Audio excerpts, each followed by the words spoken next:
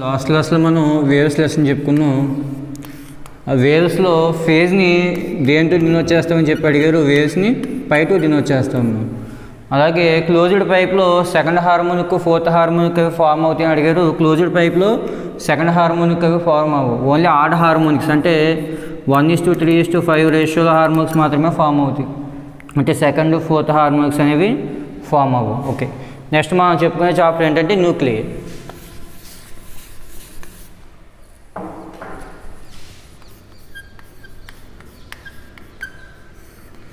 తర్వాత నెక్స్ట్ మనం మొదలుపెట్టే టాపిక్ ఏంటమ్మా న్యూక్లియర్. దీన్నే కేంద్రకాలు అంటాం తెలుగులో. ఇక్కడ చూడండి, న్యూక్లియర్ అంటే మనం ఏం చెప్పవచ్చు అన్నట్లయితే చూడండి, మనకి ఏదైనా ఒక మెటీరియల్ ఇచ్చారనుకోండి, ఆ మెటీరియల్ మనం డివైడ్ చేసుకుంటే వెళ్తే ఎంతవరకు వెళ్ళొచ్చు మనం? మాలిక్యూల్ వరకు. అంటే మీకు ఏదైనా ఒక వస్తువుని ఇస్తే దాన్ని చిన్న చిన్న భాగాలుగా చేసుకుంటే వెళ్తే ఎంతవరకు వెళ్ళొచ్చు? మాలిక్యూల్స్ వరకు వెళ్ళవచ్చు. మరి ఇప్పుడు ఆ మాలిక్యూల్స్ని ఇంకా చిన్న వాటిగా చేయాలంటే యాటమ్స్ వరకు. అదేవిధంగా మనకి ఏదైనా ఒక పదార్థాన్ని ఇస్తే ఆ పదార్థాన్ని చిన్న చిన్న ముక్కలుగా చేసుకుంటే వెళ్తే ఎంతవరకు వెళ్ళొచ్చు? మాలిక్యూల్స్ అంటే అణువుల వరకు వెళ్ళొచ్చు. ఆ అణువులను మళ్ళీ చిన్న వాటిగా చేస్తే యాటమ్స్ వరకు వెళ్ళొచ్చు. మరి ఇప్పుడు యాటమ్ని మనం డివైడ్ చేయగలమా? యాటమ్ని విడగొట్టవచ్చా? చూడండి, మనకు ఒక యాటమ్ ఇచ్చినట్లయితే చూడండి, ఆ యాటంలో ఏముంటాయి? ఒక సెంటర్ న్యూక్లియస్ ఉంటుంది, దాని చుట్టూ ఎలక్ట్రాన్స్ అనేవి రివాల్వ్ అవుతూ ఉంటాయి, అంతే కదా. ఇప్పుడు దీన్ని అయనైజేషన్ చేసామనుకోండి, అంటే అయనీకరణం చేసామనుకోండి, ఇందులో ఉన్నటువంటి ఎలక్ట్రాన్స్ మనం రిమూవ్ చేయొచ్చు కదా. అంటే ఒక యాటంలో ఉన్నటువంటి ఎలక్ట్రాన్స్ని రిమూవ్ చేసినట్లయితే నీకేం మిగులుతుంది? న్యూక్లియస్ మిగులుతుంది ఏమా. అంటే యాటమ్ను కూడా మనం డివైడ్ చేయొచ్చు. యాటమ్ని డివైడ్ చేసినట్లయితే మనకు అందులో ఒక న్యూక్లియస్, దాని చుట్టూ ఎలక్ట్రాన్స్ అనేవి రివాల్వ్ అవ్వడం జరుగుతుంది. ఓకే, ఇప్పుడు ఈ న్యూక్లియస్ని మనం డిఫైన్ చేసుకోవచ్చు. న్యూక్లియస్ మనం ఏ విధంగా డిఫైన్ చేయొచ్చు?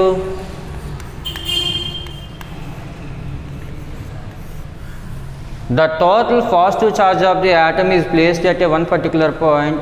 That point is called nucleus. ఏమా న్యూక్లియస్ ఏ విధంగా చెప్పొచ్చు? ఒక యాటంలో ఉన్నటువంటి మొత్తం పాజిటివ్ ఛార్జ్ అంతా కూడా ఎక్కడైతే కాన్సన్ట్రేట్ అయ్యిందో దాన్నే మనం న్యూక్లియస్గా చెప్పొచ్చు. చూడండి, అంటే చూడండి, న్యూక్లియస్ చుట్టూ నెగిటివ్ ఛార్జ్ ఎలక్ట్రాన్స్ రివాల్వ్ అవుతూ ఉంటాయి.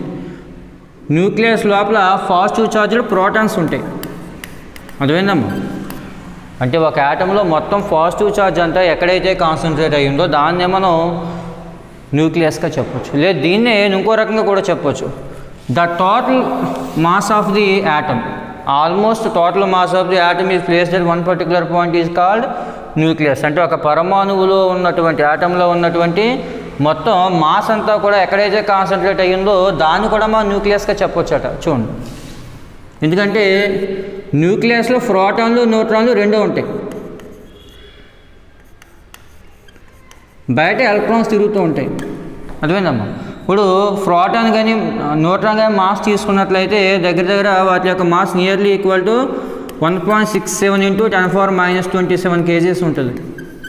అదేందమ్మా? ప్రోటాన్ యొక్క మాస్ కానీ న్యూట్రాన్ యొక్క మాస్ కానీ దగ్గర దగ్గర 1.67 × 10⁻27 kgs. అదే ఎలక్ట్రాన్ యొక్క మాస్ అయితే 9.1 × 10⁻31 kgs. ఇందులో ఏది పెద్దది? ఎస్, ప్రోటాన్లు న్యూట్రాన్ల యొక్క మాస్ పెద్దది. చాలామంది ఏమనుకుంటారంటే ఈ వాల్యూ చూస్తారు, ఎలక్ట్రాన్ ఏమో 9.1 ఉంది, ప్రోటాన్ న్యూట్రాన్ 1.67 కాబట్టి ఎలక్ట్రాన్ మాస్ ఎక్కువ అనుకుంటారు. కానీ ఇక్కడ ఈ 10⁻⁴ గమనించారు అనుకోండి, ఈ 10⁻⁻27, ఈ 10⁻⁻31, అందువల్ల ఇంచుమించుగా 10⁻⁴ టైమ్స్ ఎలక్ట్రాన్ యొక్క మాస్ అనేది బాగా తక్కువ. అర్థమైందమ్మా?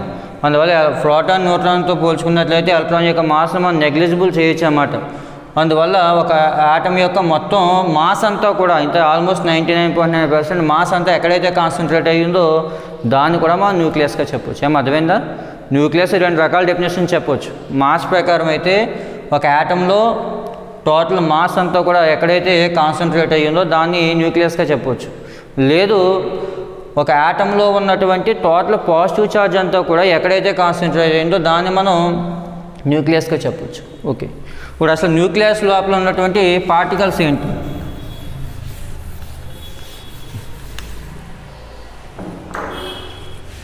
న్యూక్లియస్ లోపల ఉన్నటువంటి పార్టికల్స్ ఏంటి? ప్రోటాన్స్ అలాగే న్యూట్రాన్స్.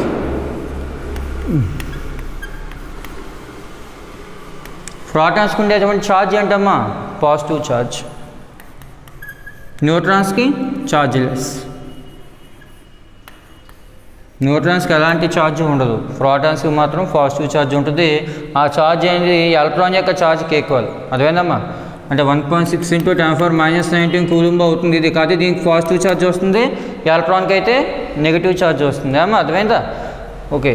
తర్వాత ఒక న్యూక్లియస్ యొక్క సింబల్ని మనం ఎలా డినోట్ చేస్తాం అన్నట్లయితే ZXA. అర్థమైందమ్మా? ఒక న్యూక్లియస్ యొక్క సింబల్ని ఎలా డినోట్ చేయాలి? ZXA. ఇందులో Z ఏంటి? Atomic number.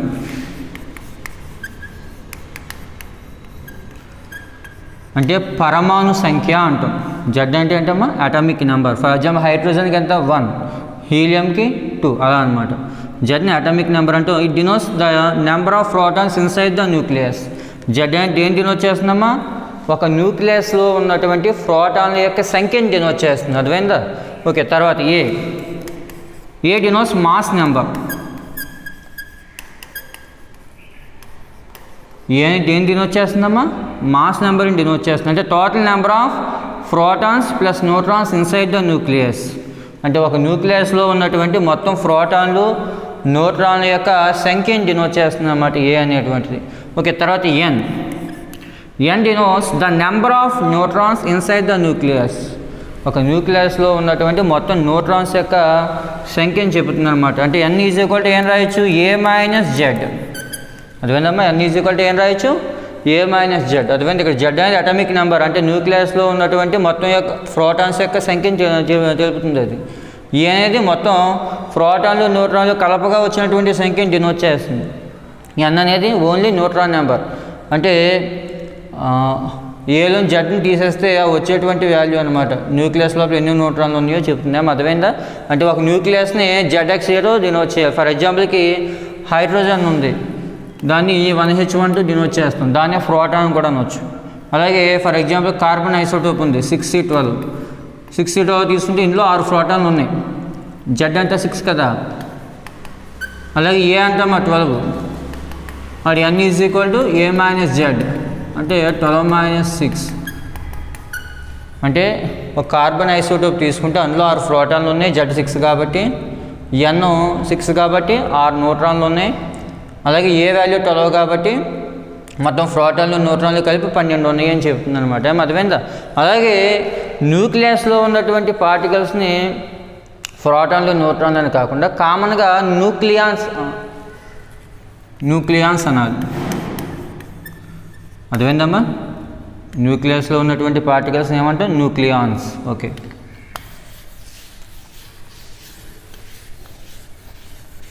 తర్వాత ఐసోటోప్స్.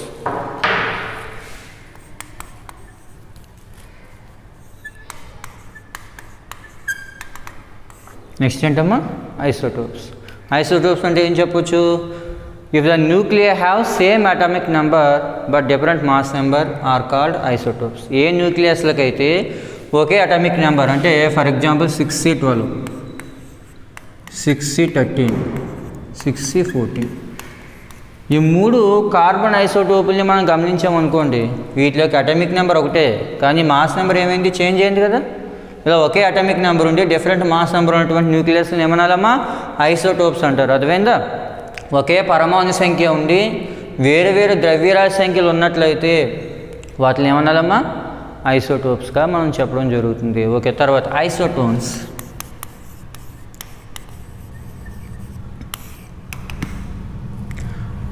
ఐసోటోన్స్ అన్నట్లయితే ఏం చెప్పొచ్చు? If the nuclei have same atomic number, different atomic number, different mass number but same neutron number. అదేవిధంగా ఐసోటోన్స్ అన్నట్లయితే ఏం చెప్పొచ్చు? వాటి యొక్క అటామిక్ నెంబరు వేరుగా ఉండాలి, మాస్ నెంబరు వేరుగా ఉండాలి, కానీ న్యూట్రాన్స్ యొక్క నెంబరు చూడండి 17 క్లోరిన్ 37. ఏమా ఏంటి? 17 క్లోరిన్ 37 ఒకటి, అలాగే 19 క్రిప్టాన్ 39. చూడండి 17 క్లోరిన్ 37, అలాగే 19 క్రిప్టాన్ 13. రెండింటికి చూడండి డిఫరెన్స్ చూడండి అమ్మా ఎంత వచ్చింది? 37 - 17. ఎంత 20. అలాగే 39 నుంచి 19 20 అంటే దీనికి ఏ మైనస్ జెడ్ వాల్యూ 20 వచ్చింది. అలాగే దీనికి కూడా ఏ మైనస్ జెడ్ అంటే 20 వచ్చింది. అంటే ఈ రెండు ఐసోమర్ చూడండి ఐసోటోన్స్ అని ఎందుకంటాం అంటే వీటి యొక్క న్యూట్రాన్ నెంబర్ ఒకలాగే ఉంది కదా, అటామిక్ నెంబర్ వేరుగా ఉంది. అలాగే మాస్ నెంబర్ కూడా వేరుగా ఉంది, కానీ న్యూట్రాన్ నెంబర్ ఎలా ఉంది, ఒకలాగే ఉంది. అలా న్యూట్రాన్ నెంబర్ ఒకలాగే ఉంటే దాన్ని ఏమంటాం, ఐసోటోన్స్గా మనం చెప్పడం జరుగుతుంది. తర్వాత ఐసోమర్స్.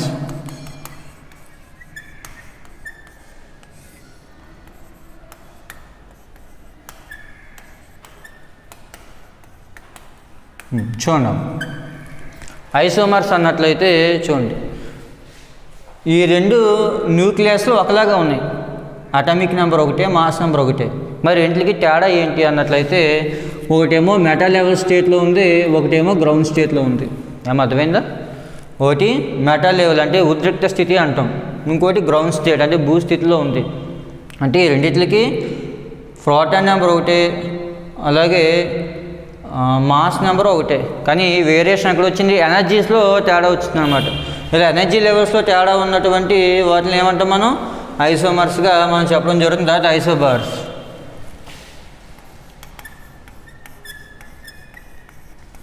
ఇక్కడ ఐసోబార్స్ అన్నట్లయితే చూడండి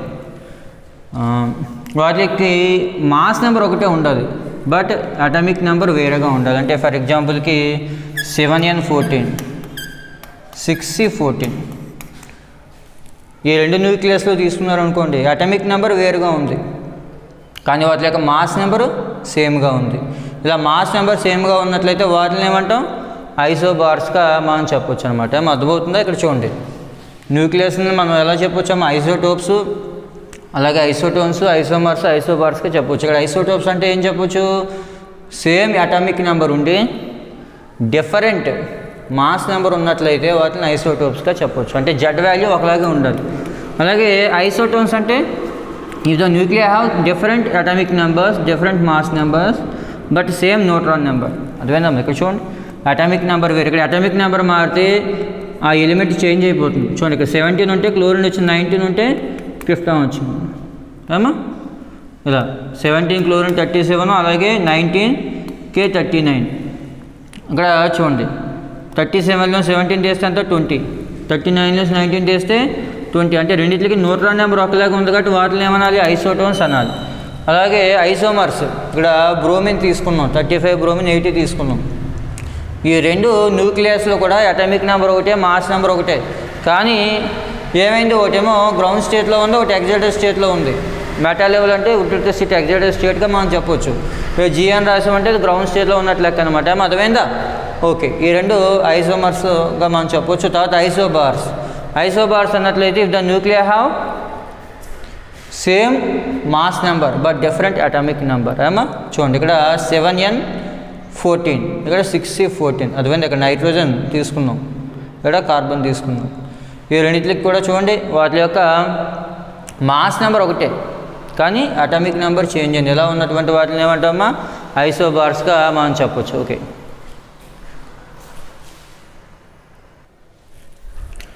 ఓకే నెక్స్ట్ మనం రేడియస్ ఆఫ్ ది న్యూక్లియస్ని ఫైండ్ అవుట్ చేద్దాం.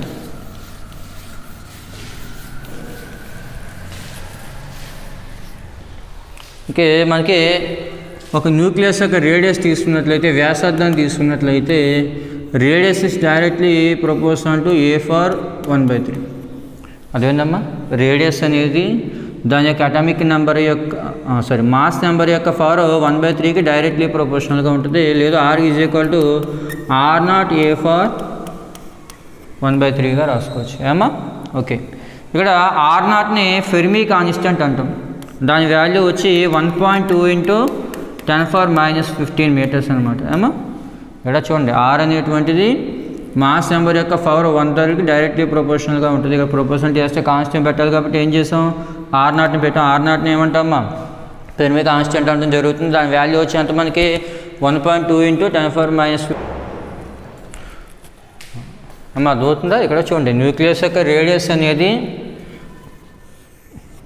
ఇది న్యూక్లియస్ అనుకుంటే దాని రేడియస్ అనేది దీని యొక్క మాస్ నెంబర్ యొక్క పవర్ 1/3కి డైరెక్ట్లీ ప్రొపోర్షనల్గా ఉంటుంది. ప్రొపోర్షన్ చేస్తే కాన్స్టెంట్ పెట్టాలి కాబట్టి ఏం పెడుతున్నాం, R0 పెడుతున్నాం. అంటే R R0 into A for 1/3గా రాసుకోవచ్చు. R0ని ఫెర్మి కాన్స్టెంట్ అనుకోవచ్చు. దాని వాల్యూ ఎంతమ్మా 1.2 ఇంటూ 10⁻⁻15 మీటర్స్. లేదు దీన్నే 1.2 FM కూడా రాసుకోవచ్చు. ఏమా ఇక్కడ F అంటే ఫెర్మి అని. ఓకే, అంటే 1 ఫెర్మి ఈజ్ ఈక్వల్ టు ఎంత 10⁻⁻15 అని. ఓకే, తర్వాత యాక్చువల్గా అయితే స్టార్టింగ్లో న్యూక్లియస్ లోపల ప్రోటాన్స్ మాత్రమే ఉన్నాయి, న్యూక్లియస్ బయట ఎలక్ట్రాన్స్ మాత్రమే తిరుగుతుంది అనుకున్నారు. అర్థమైందమ్మా? స్టార్టింగ్లో ఏమనుకున్నారు, న్యూక్లియస్ లోపల ప్రోటాన్స్ మాత్రమే ఉన్నాయి. ఎందుకంటే న్యూక్లియస్ పాజిటివ్ ఛార్జ్ ఉంది కదా, ఆ పాజిటివ్ ఛార్జ్ ప్రోటాన్స్ వల్ల మాత్రమే వస్తుంది కాబట్టి న్యూక్లియస్ లోపల ప్రోటాన్స్ ఉన్నాయి, బయట ఎలక్ట్రాన్స్ రివాల్వ్ అవుతున్నాయి అనుకున్నారు. అంటే ఛార్జ్ వైజ్ బ్యాలెన్స్ అయిపోయింది ఆటమ్. అర్థమైందమ్మా? ఫర్ ఎగ్జాంపుల్ లోపల ఒక 5 ప్రోటాన్లు ఉన్నాయి, బయట ఒక 5 ఎలక్ట్రాన్లు తిరుగుతున్నాయి, ఛార్జ్ బ్యాలెన్స్ అయిపోయింది. కానీ మాస్ దగ్గర బ్యాలెన్స్ అవుతలే. ఎందుకని? న్యూక్లియస్ లోపల న్యూట్రాన్స్ కూడా ఉన్నాయి కదా, మరి న్యూట్రాన్స్ ఛార్జ్ లేకపోవడం వల్ల వాటిని ఫైండ్ అవుట్ చేయడం కొంచెం ఫస్ట్లో ఇబ్బంది అయింది. అర్థమైందమ్మా? ఓన్లీ ముందు ప్రోటాన్స్ మాత్రమే కనిపెట్టడం జరిగింది.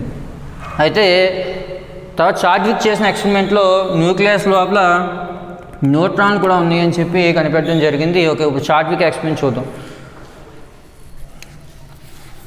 Discovery of neutrons.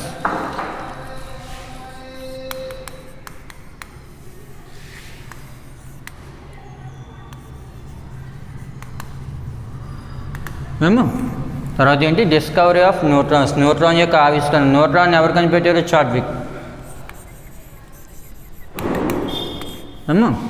ఇక్కడ చార్జ్విక్ చేసిన ఎక్స్పెరిమెంట్ ఏంటంటే, ఒక ఆల్ఫా పార్టికల్ని రిలీజ్ చేసే సోర్స్ని తీసుకోండి. ఏంటమ్మా? ఆల్ఫా పార్టికల్ని రిలీజ్ చేసే సోర్స్, ఆల్ఫా కణాలను విడుదల చేసేటువంటి ఒక జనకాన్ని తీసుకోండి.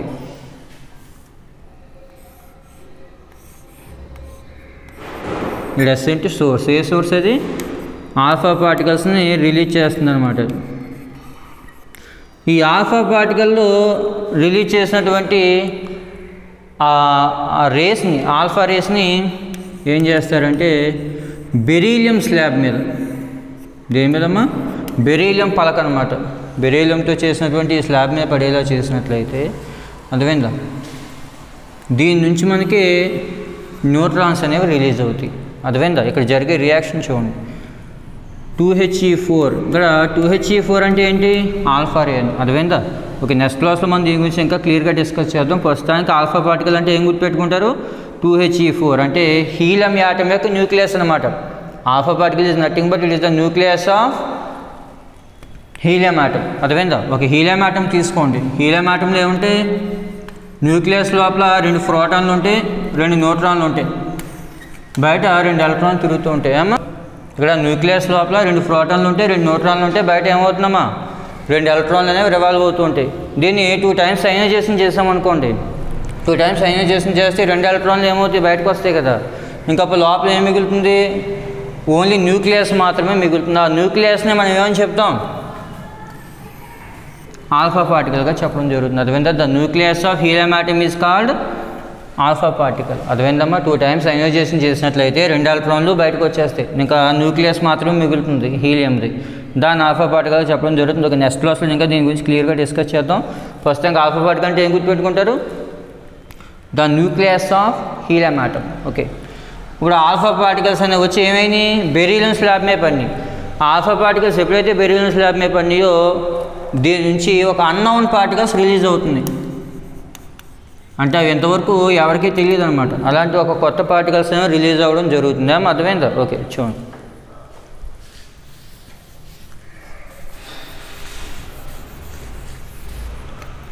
అన్నోన్ పార్టికల్స్ చూడండి. ఒక ఆల్ఫా పార్టికల్ వచ్చి బెరీలియం స్లాబ్ మీద పడిన వెంటనే 6C13 ఫామ్ అయ్యి గామా రేస్ రిలీజ్ అవుతున్నాయి అట. అంటే అన్నోన్ పార్టికల్స్ ఏమనుకున్నారంటే ఫస్ట్ గామా రేస్ అనుకున్నారు. ఎందుకంటే గామా రేస్ కూడా ఛార్జ్ ఉండదు కదా, ఈ రిలీజ్ అయిన పార్టికల్స్ ఛార్జ్ లేదట. అర్థమైందమ్మా? ఇక్కడ ఆల్ఫా పార్టికల్స్ ఎప్పుడైతే బెరీలియం మీద పడినాయో కొన్ని కొత్త పార్టికల్స్ రిలీజ్ అయినాయి అనుకున్నాం, ఆ పార్టికల్స్ ఛార్జ్ లేదు. అందుకు దాన్ని ఏమనుకున్నారు? స్టార్టింగ్లో ఫస్ట్ గామా రేస్ అనుకున్నారు. ఆల్ఫా పార్టికల్ బెరీలియం మీద పడిన వెంటనే 6C13 ఐసోటోప్ ఫామ్ అయ్యి గామా రేస్ని రిలీజ్ చేస్తుందని. ఇప్పుడు ఈ అన్నోన్ పార్టికల్స్ అంటే గామా రేస్ వెళ్ళి ఒక పారాఫిన్ వ్యాక్స్ అమ్మా ఒక పారాఫిన్ వ్యాక్స్ మీద పడినట్లయితే అర్థమైందమ్మా, దాని నుంచి ఫోటాన్స్ రిలీజ్ అవుతున్నాయి అట.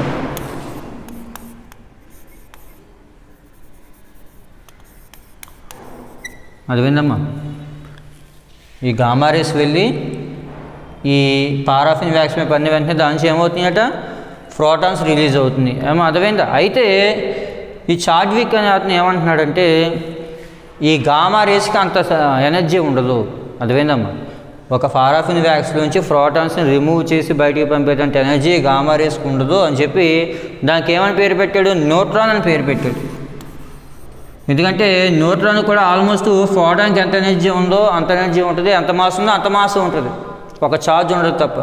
అర్థమైందమ్మా. ఈ అన్నోన్ పార్టికల్స్కి ఏమని పేరు పెట్టాడు, న్యూట్రాన్స్ అని పేరు పెట్టి ఈ రియాక్షన్ అప్పుడు ఎలా మార్చారు, దీన్ని ఇలా బ్రాకెట్లో పెట్టాడు.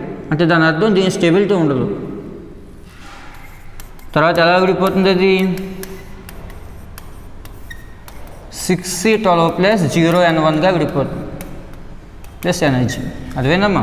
ఈ 6C13 అనేది ఎలా విడిపోయింది, 6C12 ప్లస్ 0N1. 0N1 అంటే న్యూట్రాన్ అనమాట. అర్థమైందమ్మా. 1H1 అంటే ప్రోటాన్. 0N1 అని చూపించామంటే దాని అర్థం ఏంటి, న్యూట్రాన్. అర్థమైందమ్మా. అంటే న్యూక్లియస్ నుంచి కార్బన్ ఐసోటోప్తో పాటు న్యూట్రాన్స్ రిలీజ్ అవునాయి. ఏమో అర్థమైందా. ఆ విధంగా చాడ్విక్ అనేవాడు న్యూట్రాన్ని కనిపెట్టడం జరిగింది. ఏమో అర్థమైందా. ఇలా చూడండి, ఎస్ అనే ఒక సోర్స్ నుంచి ఆల్ఫా పార్టికల్స్ అనేవి వచ్చి ఏమైనా బెరీలియం స్లాబ్ మీద పడినాయి, బెరీలియం పలక మీద పడినాయి. బెరీలియం పలక మీద ఎప్పుడైతే పడినాయో వెంటనే దాని నుంచి ఏమైనాయమ్మా, సమ్ అన్నోన్ పార్టికల్స్, అవి ఏంటో మాకు తెలియదు, కొత్తగా ఉన్నటువంటి కణాలు అనేవి రావడం జరిగింది. అవి వెళ్ళి పారాఫిన్ వ్యాక్స్ మీద పడిన వెంటనే ఏమైనాయి, ప్రోటాన్ మీద అదే ప్రోటాన్స్ని రిలీజ్ చేసింది. ఆ ప్రోటాన్స్ని ఏం చేసామంటే ఒక అయనైజేషన్ ఛాంబర్లో పంపించాలి. ఆ ప్రోటాన్స్ ఏం చేయాలమ్మా, అయనైజేషన్ ఛాంబర్లో పంపించి ఇక్కడ ఇంటెన్సిటీ ఎంత ఉందో మనం కొలవచ్చు. ఇక్కడ ఉన్నటువంటి మీటర్ ద్వారా ఈ ప్రోటాన్స్ యొక్క ఎనర్జీ ఎంత ఉందో మనం కొలవచ్చు. ఆ వచ్చిన ఎనర్జీని ఆధారంగా చేసుకుని ఈ న్యూట్రాన్స్కి ఎంత ఎనర్జీ ఉందో మనం చెప్పొచ్చు అనమాట. ఏమో అర్థమైందా. ఓకే, అది ఈ విధంగా చాడ్విక్ అనేవాడు న్యూట్రాన్ కనిపెట్టడం జరిగింది. అప్పుడు మనకి న్యూక్లియస్ లోపల ప్రోటాన్లు న్యూట్రాన్లు ఉంటాయని చెప్పి చెప్పడం జరిగిందమ్మా. అర్థమైందా. ఓకే,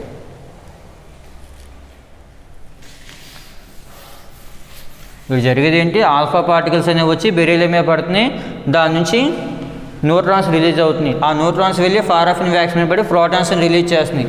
ఈ ప్రోటాన్కి ఎంత ఎనర్జీ ఉందో మనం కొలవడం ద్వారా ఇక్కడ దాని మీద ఇన్స్టెంట్ న్యూట్రాన్కి ఎంత ఎనర్జీ ఉందో మనం చెప్పవచ్చు. ఏమా. ఓకే,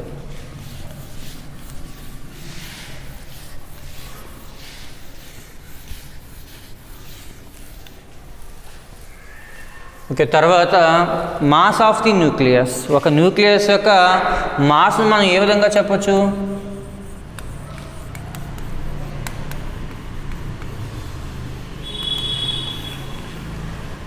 ఒక న్యూక్లియస్లో ఎన్ని ప్రోటాన్స్ ఉంటాయమ్మా, ఎస్ జెడ్ ప్రోటాన్స్ ఉంటాయి. ఒక్కొక్క ప్రోటాన్కి ఉండే మాస్ ఎంత, ఎంపీ. అంటే ఒక న్యూక్లియస్లో ఉండేటువంటి ప్రోటాన్స్ వల్ల వచ్చేటువంటి మాస్ ఎంతమ్మా, జెడ్ ఎంపీ. అర్థమైందా. ఇక్కడ అలాగే ఒక న్యూక్లియస్ లోపల ఎన్ని న్యూట్రాన్స్ ఉంటాయి, A-Z న్యూట్రాన్స్ ఉంటాయి. ఒక్కొక్క దాని యొక్క మాస్ mn అనుకోండి. ఆ total mass of the nucleus ఎంత అవుతుంది, Z into MP plus A-Z into mn అవ్వాలి. ఏమో అర్థమవుతుందా. ఒక న్యూక్లియస్ తీసుకున్నప్పుడు ఆ న్యూక్లియస్ లోపల ఉన్నటువంటి ప్రోటాన్స్ ఒక్కొక్క దాని యొక్క మాస్ ఎంపీ అనుకోండి. అలాంటి ప్రోటాన్స్ ఎన్ని ఉన్నాయంటే అందులో జెడ్ ఉన్నాయి. నెంబర్ ఆఫ్ ప్రోటాన్స్ ఎంత, జెడ్ కదా. అందువల్ల మొత్తం ప్రోటాన్స్ వల్ల వచ్చేటువంటి మాస్ ఎంత, జెడ్ ఎంపీ. అలాగే న్యూట్రాన్స్ ఎన్ని ఉన్నాయి, A-Z ఉన్నాయి. ఒక్కొక్క దాని యొక్క మాస్ mn కదా. ఇంకా మొత్తం న్యూట్రాన్స్ వల్ల వచ్చే మాస్ ఎంత అవుతుందమ్మా, A-Z ఇంటూ mn అవుతుంది. అందువల్ల ఒక న్యూక్లియస్ యొక్క మాస్ ఎంత ఉండాలి అంటే ఒక న్యూక్లియస్ లోపల ప్రోటాన్స్ న్యూట్రాన్స్ అన్నీ ఫామ్ అయ్యి ఒక న్యూక్లియస్ ఫామ్ అయిన తర్వాత దాని యొక్క మాస్ ఎంత ఉండాలి, Z into MP plus A-Z into mn అంత ఉండాలి. కానీ దీనికన్నా కూడా న్యూక్లియస్ యొక్క మాస్ ఇంకా తక్కువ ఉంటుందట. అది విందమ్మా, ఒక న్యూక్లియస్ లోపల ఇన్ని ప్రోటాన్లు ఇన్ని న్యూట్రాన్లు ఉన్నాయి, ఎంత మాస్ ఉండాలనుకున్నాం. కానీ నిజంగా న్యూక్లియస్ ఫామ్ అయ్యే కదా మాస్ కడితే ఉండవలసిన దానికన్నా కొంచెం తక్కువ ఉంటుందట. ఎందుకు అలా తక్కువ ఉంటుంది అంటే దాన్నే మాస్ డిఫెక్ట్ అంటారో చూద్దాం. నెక్స్ట్ కాన్సెప్ట్ ఏంటమ్మా, మాస్ డిఫెక్ట్.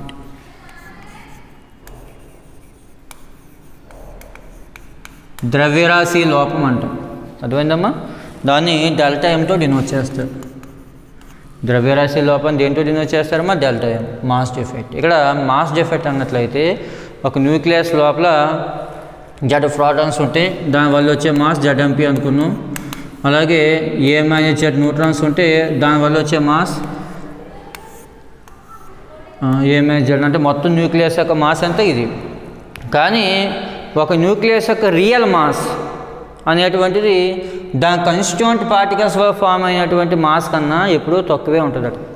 అదేవిధమ్మా, ఒక న్యూక్లియస్ ఫామ్ అవ్వడానికి కారణమైనటువంటి ప్రోటాన్లు న్యూట్రాన్ల యొక్క విడివిడిగా ఉన్నటువంటి మొత్తం బరువు కడితే ఎంత వచ్చిందో ఒక న్యూక్లియస్ ఫామ్ అయ్యాక వచ్చేటువంటి బరువు దీనికన్నా తక్కువ ఉంటుందట. న్యూక్లియస్ యొక్క రియల్ మాస్ ఎంఎన్ అనుకోండి. దీన్ని ఎలా అర్థం చేసుకోవచ్చు అంటే, మీరు మార్కెట్కి వెళ్ళారు, ఏదో కొన్ని వస్తువులు కొన్నారు. ఫర్ ఎగ్జాంపుల్కి ఏదో 1 kg షుగర్ అని, ఏదో 2 kgs రైస్ అని, ఇలా సమ్ ఇండివిజువల్గా కొని వాటిని ఒక బ్యాగ్లో వేశారు. మొత్తం బరువు 3 kgs వచ్చింది. అదేనమ్మా, మీరు వేసుకున్నటువంటి వాటి యొక్క బరువు ఎంత వచ్చింది, 3 kgs ఉండాలి. కానీ సంచిలో వేసాక కొంచెం బరువు తగ్గుతుంది అనుకోండి, అంటే 2.9 kgs వచ్చింది. అదేండి, అది జరగదనుకోండి, మీకు అర్థమవడం కోసం చెప్తాను. ఏమో 3 kgs ఉండాల్సింది ఎంత వచ్చింది, 2.9 kgs వచ్చింది అనుకోండి, అంటే కొంచెం బరువు లాస్ అయింది కదా. ఇక్కడ కూడా అలాగే ఒక న్యూక్లియస్ ఫామ్ అవ్వాలంటే ఏం చేయాలి, మనం అందులో కొన్ని ప్రోటాన్స్ ఉండాలి. జెడ్ఎంపీ ప్రోటాన్స్ ఉన్నాయి, అలాగే ఏ మైనస్ జెడ్ఎంఏ న్యూట్రాన్స్ ఉన్నాయి. అదేంటమ్మా, అంటే మొత్తం న్యూక్లియస్లో ఉండేటువంటి పార్టికల్స్ ఇవి. మరి న్యూక్లియస్లో ఇవి అలా ఉండాలి అంటే వాటి మధ్య ఒక ఫోర్స్ కావాలి. అదేంటమ్మా, వాటి మధ్య ఒక ఫోర్స్ అనేది ఉండాలి. మరి ఆ ఫోర్స్ ఎక్కడి నుంచి వస్తుంది అర్థమవుతుందా? చూడండి, ఇక్కడ మాస్ ఎందుకు లాస్ అవుతుంది న్యూక్లియస్లో అన్నట్లయితే, ఒక న్యూక్లియస్ ఫామ్ అవ్వాలి అంటే ఆ న్యూక్లియస్లో ఉన్నటువంటి న్యూక్లియాన్స్, ఆ పార్టికల్స్ మధ్య ఒక రకమైనటువంటి ఫోర్స్ ఉండాలి. మరి ఆ ఫోర్స్ ఎక్కడి నుంచి వస్తుంది అంటే, Einstein mass energy relation E=mc² ఉంది కదా, దాని ప్రకారం కొంత మాస్ అనేది లాస్ అవి ఎనర్జీగా మారిపోతుంది.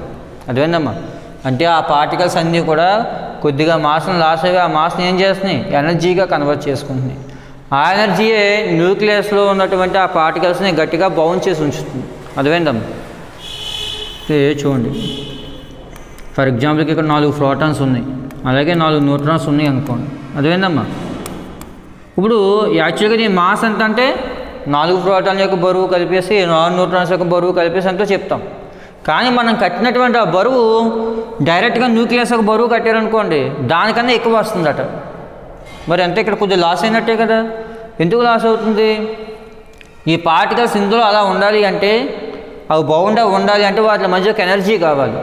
అర్థమైందమ్మా, ఆ ఎనర్జీ ఎక్కడి నుంచి వస్తుంది, వాటి దగ్గర ఉన్న మాస్ లాస్ అవి దాన్ని ఎనర్జీగా కన్వర్ట్ చేసుకుంటున్నాయి. అదేవిధంగా రియల్ మాస్ ఎంఎన్ అనుకున్నట్లయితే ఎంఎన్ అనేది ఎప్పుడు కూడా ఈ కన్స్టిట్యూయెంట్ పార్టికల్స్ యొక్క మాస్ కన్నా తక్కువ ఉంటుంది. అర్థమైందమ్మా, చూడండి, the actual mass of the nucleus is always less than the mass of this constituent particles. అర్థమైందా, అంటే ఒక న్యూక్లియస్ ఫామ్ అవడానికి కారణమైనటువంటి ప్రోటాన్స్ న్యూట్రాన్స్ యొక్క బరువు విడివిడిగా కలిపేసినట్లయితే ఆ బరువు ఎప్పుడు కూడా ఒరిజినల్ మాస్ కన్నా కూడా కొంచెం ఎక్కువే ఉంటుంది. అర్థమైందమ్మా, లేదు న్యూక్లియస్ అనేది కొంత మాస్ని లాస్ అవుతుంది. ఎందుకు అలా లాస్ అవుతుంది అన్నట్లయితే కొంత మాస్ అనేది ఎనర్జీగా కన్వర్ట్ అవుతుంది. అర్థమవుతుందా? చూడండి, ఇప్పుడు మాస్ డిఫెక్ట్ అన్నట్లయితే అంటే ద్రవ్యరాశిని లాస్ అవ్వడం, మాస్ని లాస్ అవ్వడం. ఎందుకు లాస్ అవుతుందా న్యూక్లియస్, ఆ న్యూక్లియస్లో ప్రోటాన్స్ న్యూట్రాన్స్ అలా ఉండాలి అంటే వాటి మధ్య ఒక రకమైన ఎనర్జీ కావాలి. ఆ ఎనర్జీ ఎక్కడి నుంచి వస్తుంది, అందులో ఉన్నటువంటి పార్టికల్స్ అన్నీ కూడా ఈక్వల్గా కొంచెం మాస్ని లాస్ అవుతాయి. అర్థమైందమ్మా, ఆ మాస్ని లాస్ అవ్వడం వల్లే మనకు ఆ న్యూక్లియస్ అనేది ఫామ్ అవుతుంది. దాని మాస్ డిఫెక్ట్గా మనం చెప్పడం జరుగుతుంది. ఓకే, తర్వాత బైండింగ్ ఎనర్జీ.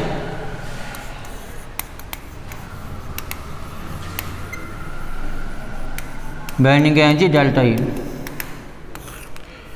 అర్థమైందా? బైండింగ్ ఎనర్జీ అన్నట్లయితే ఏం చెప్పొచ్చు, the energy required to bound the nucleus inside the nucleus is called binding energy. అర్థమైందా? The energy required to bound the nucleus అంటే ఒక న్యూక్లియస్ లోపల ఉన్నటువంటి పార్టికల్స్ని బౌండ్ చేయడానికి కావాల్సినటువంటి ఎనర్జీని మనం బైండింగ్ ఎనర్జీ అనొచ్చు. లేదు, the energy required to split the nucleus into constituent particles. అర్థమైందమ్మా? The energy required to split అంటే విడగొట్టడం. ఎలా విడగొట్టాలి?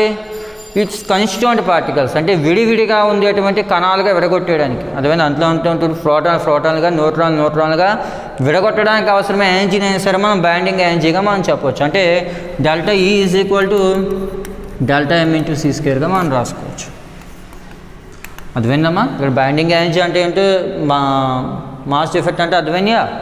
మాస్ డిఫెక్ట్ అంటే న్యూక్లియస్ అనేది కొంచెం వెయిట్ లాస్ అవుతుంది. అర్థమైందా? ఉండవలసిన దానికన్నా కొంచెం తక్కువ బరువు ఉంటుంది. ఎందుకు ఉంటుంది?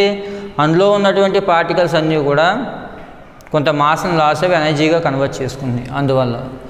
అలాగే ఆ లాస్ అయిన ఎనర్జీ మనకి వేస్ట్ అవుతుంది, అది బైండింగ్ ఎనర్జీగా కన్వర్ట్ అవుతుంది. ఇదంతా కూడా ఐన్స్టీన్ మాస్ ఎనర్జీ రిలేషన్ ప్రకారం జరుగుతుంది అన్నమాట. ఓకే, తర్వాత binding energy for each nucleon.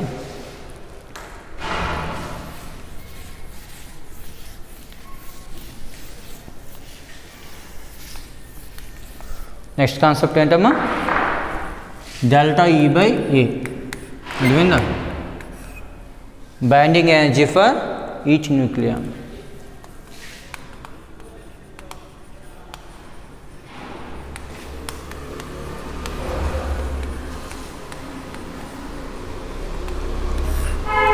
అంటే ఒక్కొక్క న్యూక్లియానికి ఉండేటువంటి బంధన శక్తి అని. అర్థమైందమ్మా? బైండింగ్ ఎనర్జీ అంటే బంధన శక్తి అంటాం. Binding energy for each nucleon అంటే ఒక న్యూక్లియస్ తీసుకోండి, ఆ న్యూక్లియస్లో ఉండేటువంటి మొత్తం పార్టికల్స్కి అందులో ఉండేటువంటి బైండింగ్ ఎనర్జీకి రేషియో కడితే ఒక్కొక్క పార్టికల్కి ఉండేటువంటి ఎనర్జీ ఎంతో తెలుస్తుంది అనమాట. ఏమో అర్థమైందా? ఓకే, ఇప్పుడు వై యాక్సిస్ మీదేమో డెల్టా ఈ బై ఏని, ఎక్స్ యాక్సిస్ మీద ఓన్లీ ఏని తీసుకుని గ్రాఫ్ గీసినట్లయితే ఆ గ్రాఫ్ మనకి ఇలా రావడం జరుగుతుంది. చూడండి, ఈ గ్రాఫ్ ఒక చోట మ్యాక్సిమం అయింది, అవునా? ఇక్కడ ఆ మ్యాక్సిమం అయిన కూడా ఎవరు ఉంటారు? 26Fe56 iron. అదేనమ్మా? ఈ గ్రాఫ్ ఎక్కడైతే మ్యాక్సిమం పీక్ స్టేజ్కి వెళ్ళిందో అక్కడ ఉండేటువంటి న్యూక్లియస్ ఎవరమ్మా? 26Fe56. ఈ చివరి ఉండేది ఎవరంటే 92 యురేనియం 238. ఈ స్టార్టింగ్లో 1H2 డ్యూటీరియం అంటాం, 1H2 ఏమ్మా? ఓకే, తర్వాత ఇక్కడ 2He4 6C12 8O16, ఇక్కడ 3 లిథియం 6 5 బోరాన్ 10 7N14 ఏమ్మా? ఓకే, ఇక్కడ ఎక్స్ యాక్సిస్ మీదేమో మాస్ నెంబర్ అంటే ద్రవ్యరాశి సంఖ్యని, వై యాక్సిస్ మీదేమో డెల్టా ఈ బై ఏని. Binding energy for each nucleon తీసుకుని మనం గ్రాఫ్ గీసినట్లయితే ఆ గ్రాఫ్ ఇలా వస్తుంది. అసలు డెల్టా ఈ బై ఏని మనం ఎందుకు ఫైండ్ అవుట్ చేయాలి? మనం ఎందుకు ఫైండ్ అవుట్ చేయాలంటే, ఫర్ ఎగ్జాంపుల్కి ఒక 4 ఫ్రెండ్స్ ఉన్నారనుకోండి, ఆ 4 ఫ్రెండ్స్ 20 రూపీస్ని డివైడ్ చేసుకోవాలనుకోండి, ఒక్కొక్కరికి ఎంత వస్తుంది? 20/4 ఎంత? 5. అదే 20 రూపీస్ని ఒక 5 మెంబర్స్ డివైడ్ చేసుకోవాలనుకోండి, 4. అదే 10 మెంబర్స్ అయితే 2, 20 మెంబర్స్ అయితే అంటే చూడండి, ఇక ఉన్న 20నే బైండింగ్ ఎనర్జీ అనుకోండి, ఈ 4ని న్యూక్లియస్ అనుకోండి, అంటే ప్రోటాన్స్ న్యూట్రాన్స్ కలిపినటువంటి నెంబర్ అనుకోండి. ఇప్పుడు ప్రోటాన్స్ యొక్క సంఖ్య పెరిగే కొద్దీ, అంటే ఏ పెరిగే కొద్దీ ఒక్కొక్క న్యూక్లియానికి వచ్చేటువంటి ఆ ఎనర్జీ తగ్గిపోతుంది కదా. అది తెలుసుకోవడం కోసమే మనం డెల్టా ఈ బై ఏ కడుతుంది. అర్థమైందా? అంటే ఒక న్యూక్లియస్లో ఒక పార్టికల్కి ఎంత బైండింగ్ ఎనర్జీ ఉంది అని తెలుసుకోవడం కోసమే మనం ఎక్స్ యాక్సిస్ మీద ఏమో ఏని, వై యాక్సిస్ మీద బైండింగ్ ఎనర్జీ ఫర్ ఈచ్ న్యూక్లియాన్ని తీసుకుని గ్రాఫ్ గీసాం. ఆ గ్రాఫ్ ఈ విధంగా వచ్చింది. ఆ గ్రాఫ్ గురించి మనం డిస్కస్ చేద్దాం ఏమా? ఓకే,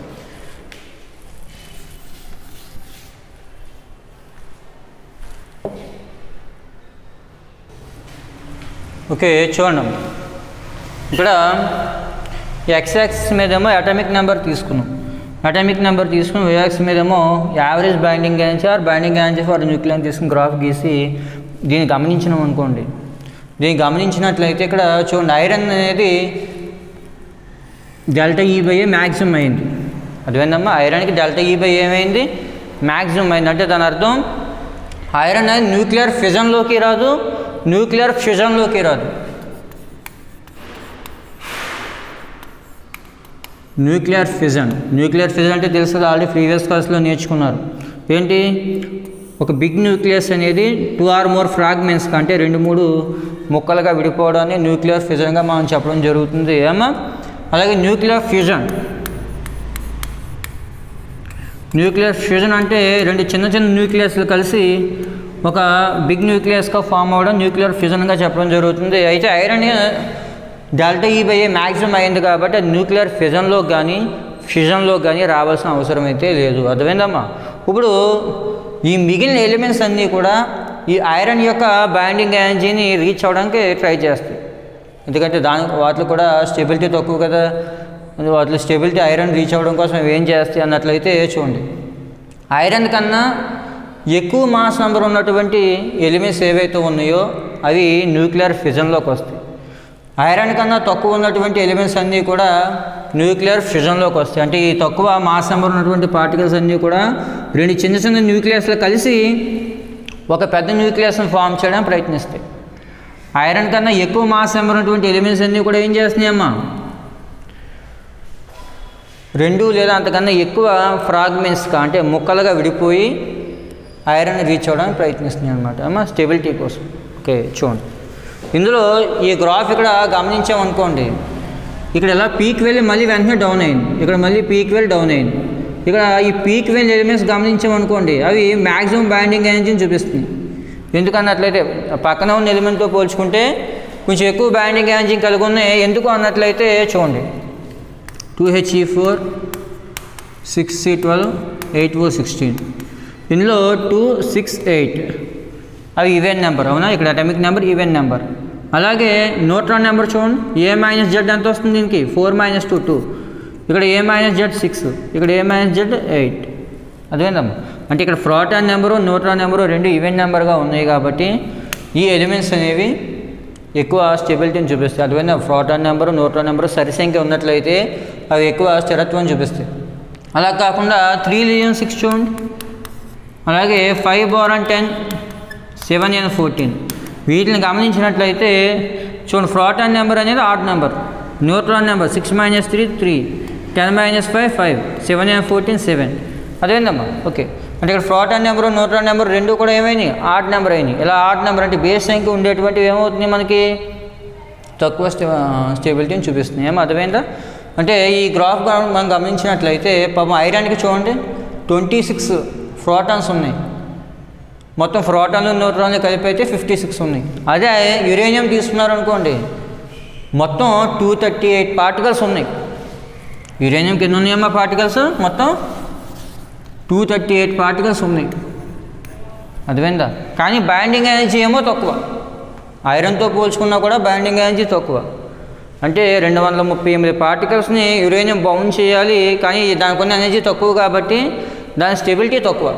అర్థమైందమ్మా, స్టెబిలిటీ తక్కువ కాబట్టి ఏం చేస్తున్నాం మనం, దాన్ని న్యూక్లియర్ ఫ్యూజన్లోకి తీసుకొచ్చినట్లయితే 2 లేదా అంతకన్నా ఎక్కువ న్యూక్లియస్లుగా విడిపోయి స్టెబిలిటీ రావడం జరుగుతుంది. దానికి అర్థమైందా. అదే ఇక్కడ చిన్న ఎలిమెంట్స్ లిథియం కానీ బోరాన్ కానీ ఇలాంటి చిన్న ఎలిమెంట్స్ అయితే అవి స్టెబిలిటీ కోసం ఏం చేస్తున్నాయి, 2 లేదా అంతకన్నా ఎక్కువ న్యూక్లియస్లు కలిసి ఒక బిగ్ న్యూక్లియస్ని ఫామ్ చేస్తున్నాయి. ఎందుకు ఇదంతా అంటే స్టెబిలిటీ కోసం అనమాట. ఏమా, ఓకే.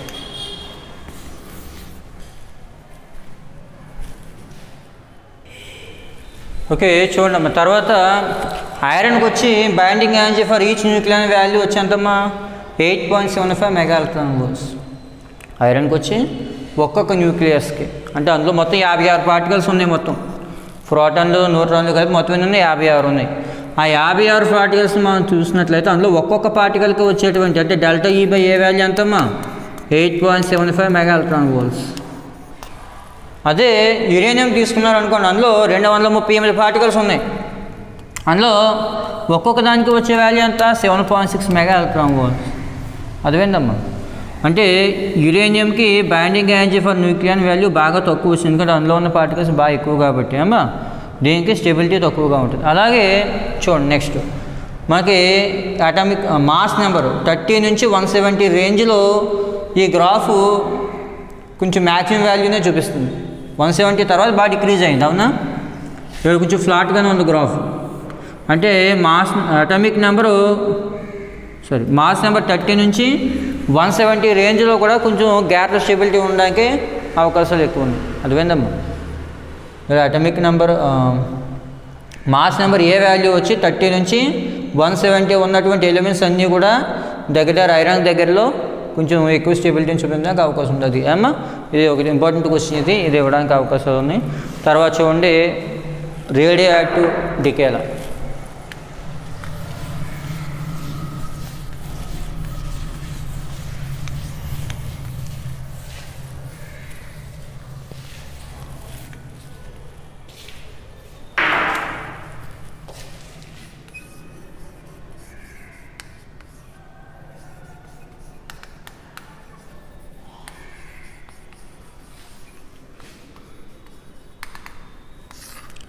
నెక్స్ట్ కాన్సెప్ట్ ఏంటమ్మా? రేడియో యాక్టివ్ డికేలా అంటే రేడియో ధార్మిక విఘటనీయం అంట.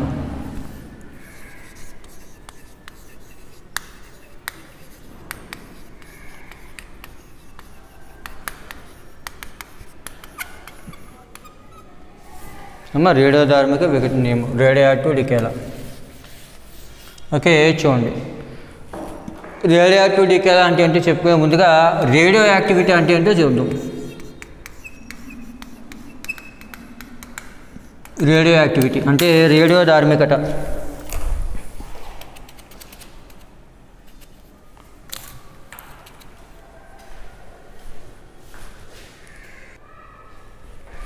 ఓకే చూడండి రేడియో యాక్టివిటీ అంటే రేడియో ధార్మికత అంటే ఇప్పుడే చెప్పుకున్నాం మనం. బైండింగ్ ఎనర్జీ ఫర్ న్యూక్లియానికి మాస్ నెంబర్కి గ్రాఫ్ గీసినట్లయితే చూడండి కొన్ని ఎలిమెంట్స్కి మాస్ నెంబర్ తక్కువ, అదే మాస్ నెంబర్ ఎక్కువ, binding energy per nucleon value బాగా తక్కువ కాబట్టి స్టెబిలిటీ కోసం స్పాంటేనియస్గా ఆల్ఫా బీటా గామా రేస్ని రిలీజ్ చేస్తాయి. అదేందమ్మా? Some of the nuclear disintegrate spontaneously by releasing alpha beta gamma rays. అంటే కొన్ని న్యూక్లియస్లో స్టెబిలిటీ కోసం న్యూక్లియస్ లోపల నుంచి ఆల్ఫా రేస్ని కానీ బీటా రేస్ని కానీ లేదా గామా రేస్ని కానీ రిలీజ్ చేసి అదేందమ్మా రేడియో యాక్టివిటీని చూపిస్తాయి అన్నమాట. అదేందా? సమ్ న్యూక్లియస్ డిసింటిగ్రేట్ స్పాంటేనియస్ అంటే వాటిలంతా అవే. ఇప్పుడు ఫర్ ఎగ్జాంపుల్ ఒక న్యూక్లియస్ ఎగ్జైటెడ్ స్టేట్లో ఉంది, ఫర్ ఎగ్జాంపుల్ చూడ ఒక ఎలక్ట్రానే ఉంది, గ్రౌండ్ స్టేట్ నుంచి ఎగ్జైటెడ్ స్టేట్కి వెళ్ళింది, ఓ ఫోటాన్ రిలీజ్ చేసి ఏం చేస్తుంది, మళ్ళీ గ్రౌండ్ స్టేట్కి వస్తుంది కదా. అలాగే ఇక్కడ కూడా ఒక న్యూక్లియస్ ఎగ్జైటెడ్ స్టేట్లో ఉంది, అది ఒక ఆల్ఫా పార్టికల్లో బీటా పార్టికల్లో గామా పార్టికల్లో రిలీజ్ చేసి ఏమవుతుందమ్మా గ్రౌండ్ స్టేట్కి రావడం జరుగుతుంది. ఆల్ఫా బీటా గామా పార్టికల్స్ గురించి మనం నెక్స్ట్ క్లాస్లో క్లియర్గా డిస్కస్ చేద్దాం. ఏమా ఆల్ఫా పార్టికల్ అంటే ఇప్పుడే చెప్పుకున్నాం మనం, న్యూక్లియస్ ఆఫ్ హీలియం ఆటంగా మనం చెప్పుకోవడం జరిగింది. ఏమో అర్థమైందా? ఓకే చూడండి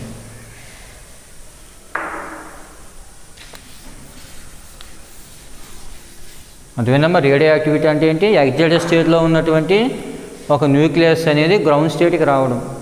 అది ఎలాగా? ఆల్ఫా పార్టికల్ని కానీ బీటా పార్టికల్ని కానీ గామా పార్టికల్ని కానీ రిలీజ్ చేయడం ద్వారా. ఇప్పుడు రేడియో యాక్టివిటీ అన్నట్లయితే రేడియో డికేలా అన్నట్లయితే -dN/dt.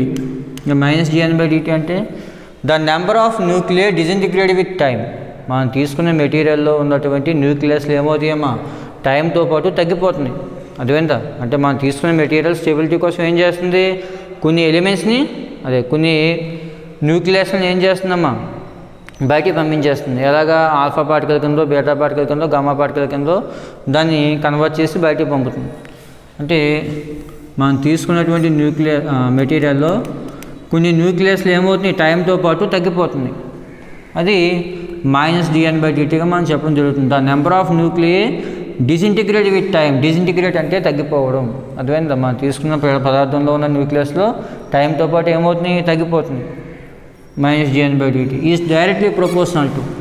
ఇప్పుడు ఆ తగ్గిపోయిన న్యూక్లియస్ యొక్క నెంబర్ అనేది దేనికి డైరెక్ట్లీ ప్రపోర్షనల్గా ఉంటుందట? రిమైనింగ్ న్యూక్లియస్, మిగిలినటువంటి న్యూక్లియస్ డైరెక్ట్లీ ప్రపోర్షనల్గా ఉంటుంది. ఏమో అర్థమైందా? ఇక్కడ చూడండి ఆ మెటీరియల్కి స్టెబిలిటీ లేదు, మనం తీసుకున్న న్యూక్లియస్కి స్టెబిలిటీ రావాలి. స్టెబిలిటీ రావాలి అంటే ఏం చేయాలి? న్యూక్లియస్లో ఉన్నటువంటి ఆ మెటీరియల్లో ఉన్నటువంటి కొన్ని న్యూక్లియస్లు బయటికి వెళ్ళిపోవాలి. అలా బయటికి వెళ్ళిపోవాలి అంటే అది ఆల్ఫా పార్టికల్ కిందో బీటా పార్టికల్ కిందో గామా కిందో బయటికి వెళ్ళిపోవాలి. ఆ బయటికి వెళ్ళిపోయినటువంటి నెంబర్ ఆఫ్ న్యూక్లియస్ -gn/dt అనేది డైరెక్ట్లీ ప్రొపోర్షనల్గా ఉంటుంది. రిమైనింగ్ న్యూక్లియస్ డైరెక్ట్లీ ప్రొపోర్షనల్గా ఉంటుంది. అంటే -gn/dt is directly proportional to nగా రాసుకోవచ్చు. లేదా ఇక్కడ డైరెక్ట్లీ ప్రొపోర్షనల్ చేస్తే సమ్ కాన్స్టెంట్ పెట్టాలి, లాంబ్డా పెట్టాలి. -gn/dt is equal to lambda into n. ఇక లాంబ్డాని డికే కాన్స్టెంట్ అంటాం. ఏమంటామా? లాంబ్డాని డికే కాన్స్టెంట్ లేదా విఘటన స్థిరాంకంగా మనం చెప్పడం జరుగుతుంది. అర్థమైందా? లాంబ్డా డికే కాన్స్టెంట్ లేదంటే విఘటన స్థిరాంకంగా మనం చెప్పొచ్చు. దీన్ని ఇప్పుడు ఎలా రాయచ్చమ్మా? dn/dt is equal to -λn. లేదు dn/n ఈజ్ ఈక్వల్ టు ఏం రాయచ్చమ్మా? -λ ఇంటూ dtగా రాయచ్చు. దీన్ని ఇప్పుడు రెండు వైపులా ఇంటిగ్రేట్ చేయండి. అది ln is equal to -λt plus c. అయితే t ఈక్వల్ టు 0 స్టార్టింగ్లో మీరు ఈ మెటీరియల్ తీసుకున్నప్పుడు స్టార్టింగ్లో అందులో ఎన్ని న్యూక్లియస్లు ఉన్నాయి? n0 న్యూక్లియస్లు ఉన్నాయి అనుకోండి. అదేందమ్మా? అక్కడ డిజింటిగ్రేషన్ మొదలవకముందు మనం మెటీరియల్ తీసుకున్న వెంటనే మీకు అలా ఒక మెటీరియల్ ఇచ్చాం. మెటీరియల్ ఇచ్చినప్పుడు అందులో ఎన్ని న్యూక్లియస్లు ఉన్నాయి? స్టార్టింగ్లో డిజింటిగ్రేషన్ మొదలవకముందు n0 న్యూక్లియస్లు ఉన్నాయి. t ఈక్వల్ టు 0 దగ్గర అంటే స్టార్టింగ్లో. అప్పుడు ఆ వాల్యూ ఇందులో సబ్స్టిట్యూట్ చేశారనుకోండి, log n0 is equal to -λ into 0 plus c. లేదు log n0 is equal to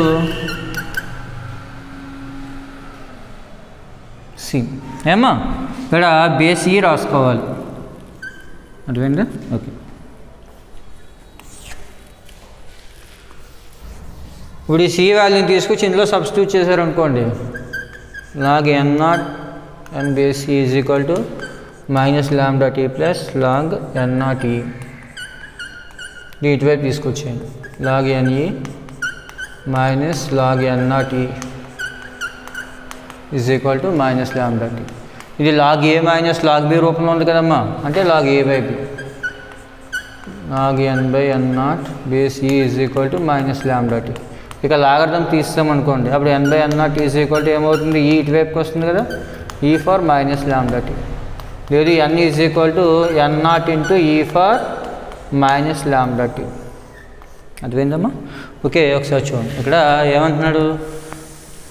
టైంతో పాటు తగ్గిపోయేటువంటి న్యూక్లియస్ల యొక్క నెంబర్ అనేది రిమైనింగ్ న్యూక్లియస్లు డైరెక్ట్లీ ప్రొపోర్షనల్గా ఉంటుంది. ఇక్కడ మైనస్ ఎందుకు పెడుతున్నాం? న్యూక్లియస్లు తగ్గిపోతున్నాయి అని చెప్పడం కోసం. -gn/dt equal to λ into n. లేదు dn/dt ఈజ్ ఈక్వల్ టు ఏం రాయొచ్చు? -λn. దీని రెండు వైపులా ఇంటిగ్రేట్ చేయండి. ఇంటిగ్రేట్ చేస్తే dn/n అంటే ఏం రాసుకోవచ్చమ్మా? log n to the base e is equal to lambda constant కదా, బయటికి తీసుకొచ్చేస్తే ఇంటిగ్రల్ dt. ఇంటిగ్రల్ dt అంటే t కదా, -λt ప్లస్ c. ఏమా?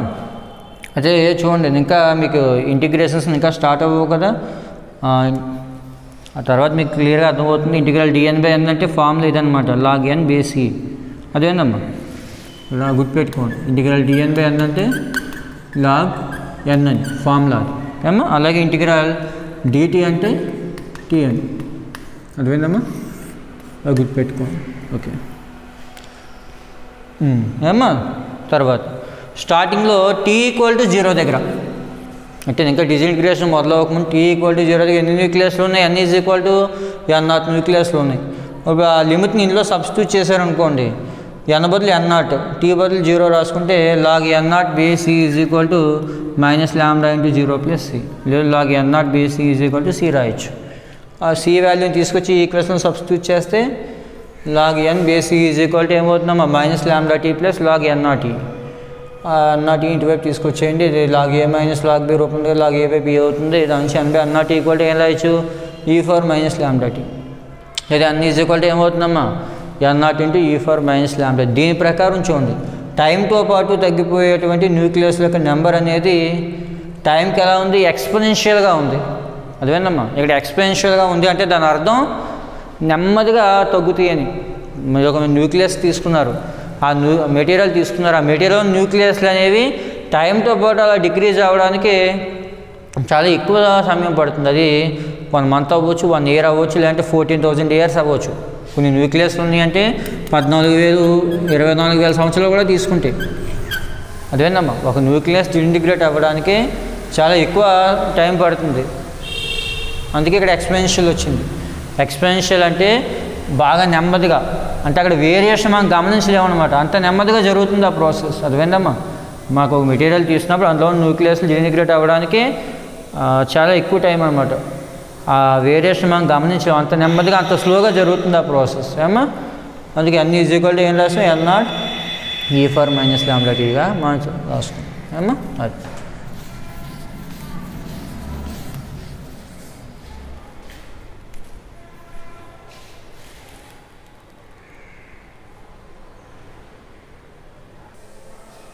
ఓకే. చూడండి, ఇక్కడ ఒక చిన్న గ్రాఫ్ ద్వారా చూద్దాం. ఇక్కడ y యాక్సిస్ మీద ఏమో నెంబర్ ఆఫ్ రేడియో యాటమ్స్,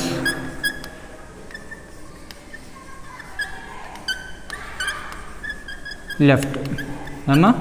ఇక్కడ y యాక్సిస్ మీద ఏమో number of radio atoms left, అలాగే x యాక్సిస్ మీద టైంని తీసి మనం గ్రాఫ్ తీసామనుకోండి, ఆ గ్రాఫ్ ఈ విధంగా రావడం జరుగుతుంది అమ్మా. ఇక్కడ n0 మ్యాక్సిమం.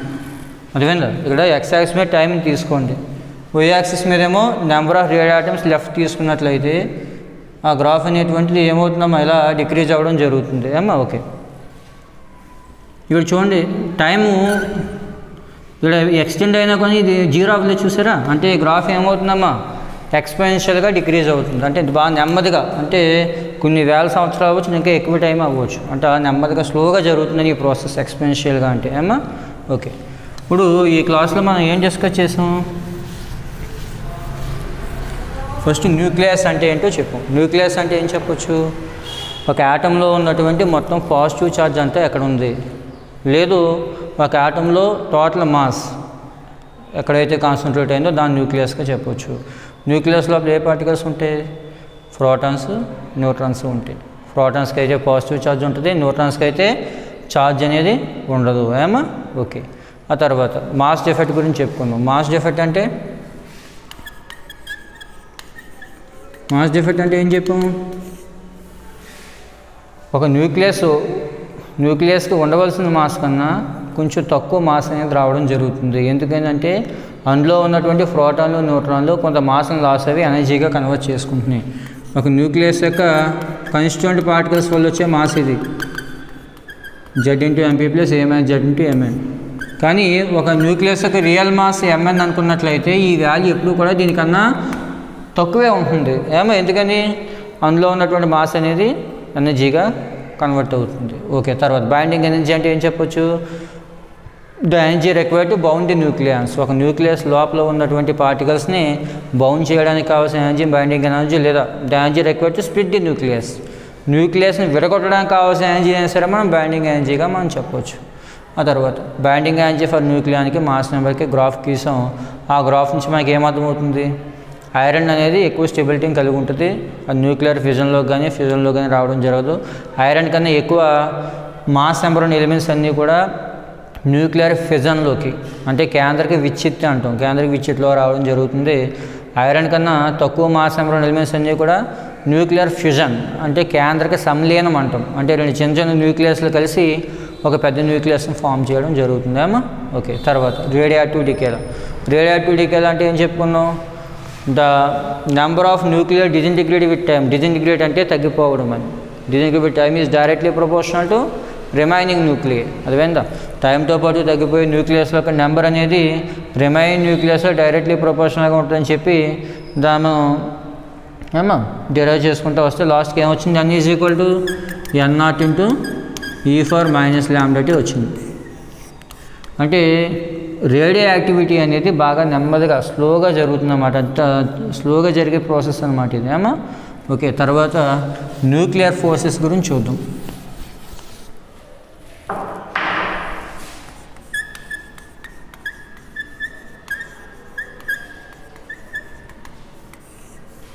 న్యూక్లియర్ ఫోర్సెస్ అంటే ఓకే, ఒక న్యూక్లియస్లో ఉన్నటువంటి ఏ రెండు న్యూక్లియస్ మధ్య పనిచేసేటువంటి ఫోర్స్ అయినా సరే మనం న్యూక్లియర్ ఫోర్సెస్గా చెప్పొచ్చు. దీన్ని అట్రాక్టివ్ ఫోర్స్గా మనం చెప్పవచ్చు ఏమా. అలాగే it is a very short range force, అంటే తక్కువ దూరాలకు పనిచేసే బలం అనమాట, బాగా తక్కువ దూరం పనిచేస్తుంది short range force. But very strongest force in nature.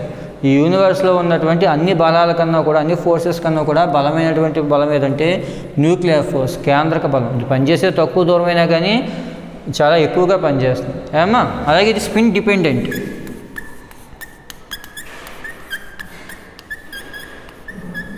ఇది స్పిన్ మీద డిపెండ్ అవుతుంది. అంటే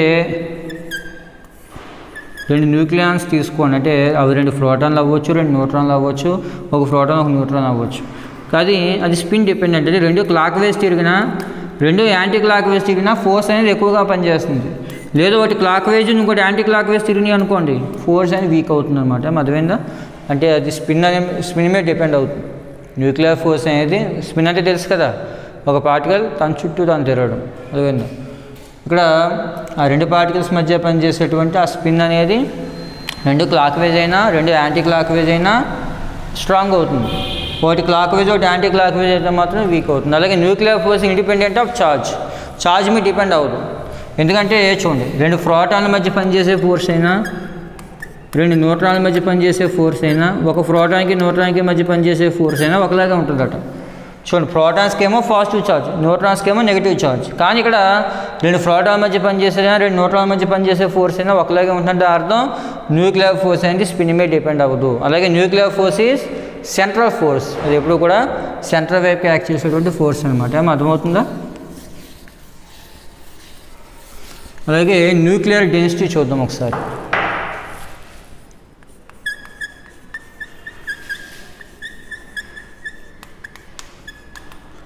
మనకి డెన్సిటీ ఈజ్ ఈక్వల్ టు ఏంటమ్మా? Mass by volume. న్యూక్లియస్ యొక్క మాస్ ఎంత అవుతుంది? న్యూక్లియస్లో ఉన్నటువంటి ఒక న్యూక్లియాన్ యొక్క మాస్ స్మాల్ m అనుకోండి. మీరు ఒక న్యూక్లియస్ తీసుకోండి, అందులో నెంబర్ ఆఫ్ పార్టికల్స్ ఉన్నాయి. అందులో ఒక న్యూక్లియస్ యొక్క మాస్ ఎంతమ్మా? ఒక న్యూక్లియాన్ యొక్క మాస్ ఎంత అంటే ఒక ప్రోటాన్ అవ్వచ్చు, ఒక న్యూట్రాన్ అవ్వచ్చు, దాని మాస్ స్మాల్ m అనుకోండి. అలాంటి పార్టికల్స్ ఎన్ని ఉంటాయి ఆ న్యూక్లియస్లో? దాని మాస్ నెంబర్ ఎంత అయితే ఉందో అంత ఉంటుంది. అర్థమైందమ్మా? అంటే న్యూక్లియస్ యొక్క మాస్ ఏ ఇంటి అమ్మగా రాసుకోవచ్చు కదా. ఒక పార్టికల్ యొక్క మాస్ స్మాల్ m. అలాంటి పార్టికల్స్ ఎన్ని ఉంటాయి? ఏ ఉంటాయి. అంటే న్యూక్లియస్ యొక్క మాస్ ఎంతమ్మా? ఏఎం. బై వాల్యూమ్ ఎంత? న్యూక్లియస్ అనేది స్పేరే కదా, ఆల్మోస్ట్ స్పెరికల్ షేప్లో ఉంటుంది కాబట్టి దాని రేడియస్ r అనుకున్నట్లయితే దాని వాల్యూమ్ ఎంత అవుతుంది? 4/3 πr3. అర్థమైందమ్మా? కానీ ఫెర్మి లా ప్రకారం r ఈజ్ ఈక్వల్ టు ఏం రాయొచ్చు? r0 a4 1/3 కదా. అది రాసినట్లయితే a × m/4/3 π r0 a4 1/3 whole cube. అది ఏమవుతుందమ్మా? a × m/4/3 π r0 క్యూబ్ ఏ అవుతుంది. ఎందుకంటే a4 1/3 × 3 అంటే క్యాన్సిల్ అయిపోయి ఏ అవుతుంది కదా. ఓకే, ఏ క్యాన్సిల్ అయిపోతుంది. అప్పుడు ఏమవుతుంది? స్మాల్ m/4/3 π r0 క్యూబ్ వచ్చింది న్యూక్లియస్ యొక్క డెన్సిటీ. ఇందులో small m constant, small m change అవ్వదు. ఎందుకంటే ప్రోటాన్కి న్యూట్రాన్కి దగ్గర ఒకే మాస్ ఉంటుంది. అలాగే r0 అంటే ఫెర్మి కాన్స్టెంట్, అది కాన్స్టెంట్, అన్నీ కాన్స్టెంట్ అయినాయి కాబట్టి న్యూక్లియస్ యొక్క డెన్సిటీ కూడా ఏంటమ్మా? కాన్స్టెంట్. అంటే చూడండి, మనం ఏమనుకుంటామంటే హీలియంకి, లేదంటే ఐరన్కి, లేదంటే యురేనియం, ఆ మూడింటి యొక్క సైజు వేరు వేరు కాబట్టి డెన్సిటీ కూడా వేరుగా ఉంటుంది అనుకుంటాం. కానీ న్యూక్లియర్ డెన్సిటీ అన్ని న్యూక్లియస్లకు ఒకటే. అందులో ఎన్ని పార్టికల్స్ అని ఉన్నావంటే దాని డెన్సిటీ మాత్రం కాన్స్టెంట్. అదివేందమ్మా? దీని ప్రకారం the density of the nucleus is always constant if different mass number A. అదివేందమ్మా? మాస్ నెంబర్ ఏ చేంజ్ అయినప్పటికీ కూడా, ఎందుకంటే ఇందులో చేంజ్ అయ్యే టర్మ్స్ ఏం లేవు మనకి. Small m constant, r0 constant. అందువల్ల న్యూక్లియర్ డెన్సిటీ రో ఎప్పుడు కూడా కాన్స్టెంట్గా ఉంటుంది అమ్మా. ఓకే.